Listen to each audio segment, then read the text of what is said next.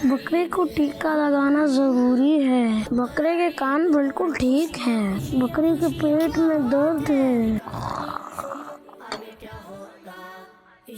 आप देख रहे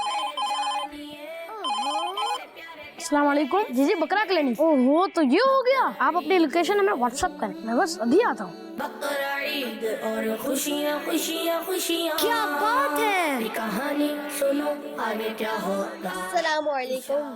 वालेकुम सलाम वरहमतुल्लाहि वबरकातुह। जी बोले। डॉक्टर साहब, मेरा बकरा घर में टिक नहीं रहा, कभी किसी घर में घुस जाता तो कभी किसी घर में। मुझे बहुत सीरियस इशू लगता है, मुझे जरा इस बकरे से बात कर लेने दो। बकरा ईद है।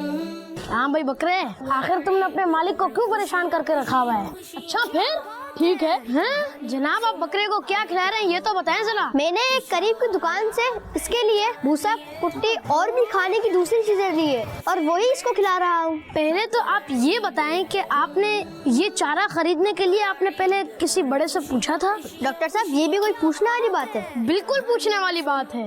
भला गाय का चारा बकरे को कौन खिलाता है? हैं? जी, आप इसे गाय का चारा खिला रहे थे तो बेचारा दूसरे घर ही भागेगा ना। ये तो मैंने सोचा ही नहीं। अगर ये गाय का चारा खाते खाते गाय बन जाता तो फिर क्या होता? बस, गाय का चारा बकरे को नहीं खिलाना चाहिए। हर जानवर की अपनी ग़िज़ा होती है।